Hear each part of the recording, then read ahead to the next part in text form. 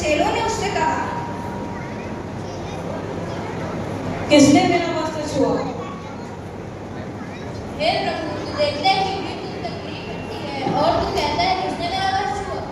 तब उसने उसे देखने के लिए जिसने यह काम किया था चारों ओर दृष्टि की। तब वह स्त्री यह जानकर कि मेरी कैसी भलाई हुई है, डरती और कांपती हुई आई और उसके पांव पर गिरकर उससे सब हालचाल सच कह दी। मैंने तेरे वस्त्र छुआ और मैं चंगी हो गई। तेरे विश्वास ने तुझे चंगा किया है। कुशल से जा और इस अपनी बीमारी से बचे रहे। वह यह कह भी रहा था कि राजनालय के सरदार के घर से लोगों ने आकर कहा,